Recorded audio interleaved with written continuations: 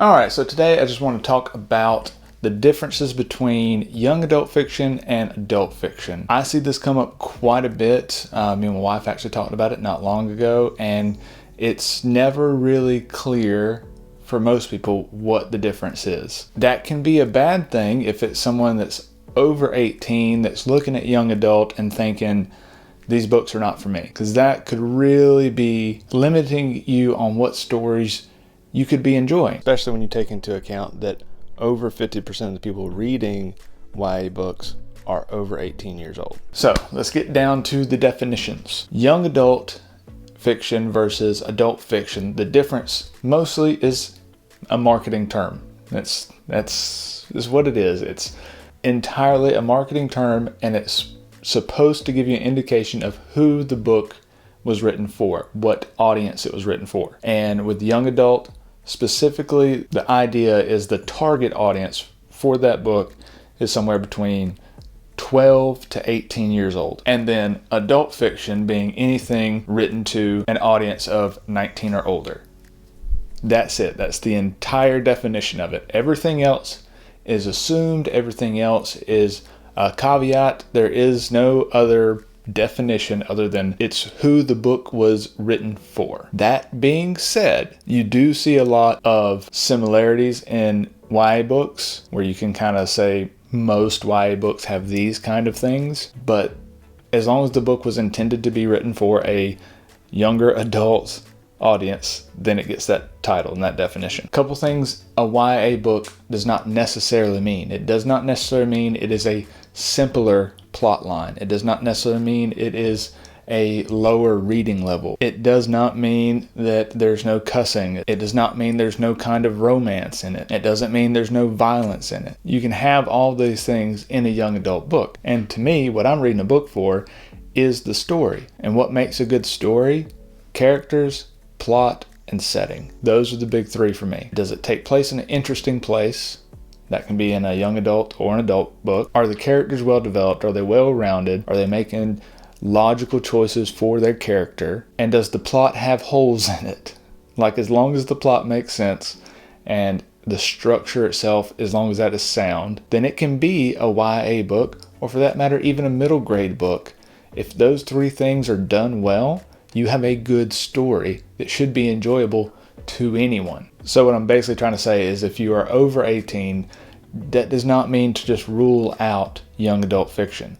It's still enjoyable if it's done correctly. Now, there are some things that will typically not show up in a young adult book, and that's going to be the more graphic side of things. So violence, you'll get violence in young adult as well as adult, but typically if it's written for a younger audience, you won't have as much gore or as much focus on the violence, whereas an adult book, you can have that, but a lot don't have it. So basically, if you really enjoy the more dark, gritty, very well described gore and violence, then young adult may not be for you. But also there'll be a lot of adult books that are not for you, so you have to be selective for that. The same with romance. You'll have romance in YA books just like you have romance in adult books. The difference being with adult books, they have the option of going into more, let's say, detail in certain scenes, whereas a young adult book, they'll typically have more of that off camera or alluded to, whereas the adult books at least have the option of, if the author feels like it, they can go in more depth. Another thing you'll see a lot of in YA books is the protagonist will be in that age group that it's written for. That's not always the case. That's not what makes it YA. You can have an adult book with a 17-year-old protagonist. That's fine. But you will see it often in books that are written specifically for 12 to 18-year-olds. You'll see the protagonist as 12 to 18 years old to make it easier for the reader to identify with the main character. It's not a requirement. It's not what it's defined off of. You can have that in any genre, any category, but you will see it a lot in young adult. Again, that's not what makes it young adult. Another thing you'll typically see with young adult versus adult books is the book length.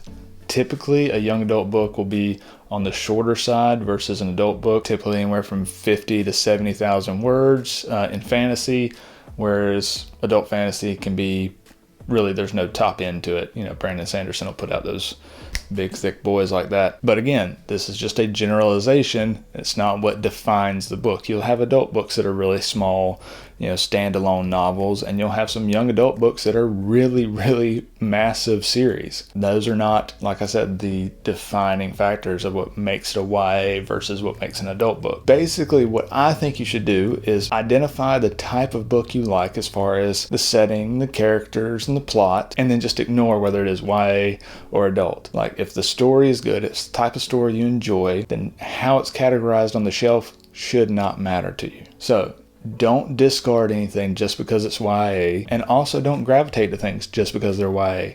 If there's a certain type of story that you like in YA, branch out. See what else is out there under a different category. And if you've read a couple YA books and you just don't like them, definitely don't use that as an excuse to write off YA as a category completely. Because there's going to be books that are not that appealing to you in the YA section, but there's going to be books that are not appealing to you in any section. Don't judge an entire category off of a couple books. With that being said, I do want to put together a list of some really good YA books coming up soon. So if you have read some that really stuck out to you and you just absolutely love, let me know down below in the comments which ones I need to check out when I go to make that list. And as always, guys, thank you for watching. If you've enjoyed this, please like, subscribe. I got a lot more content coming out soon, so I'd love to have you stick around for that.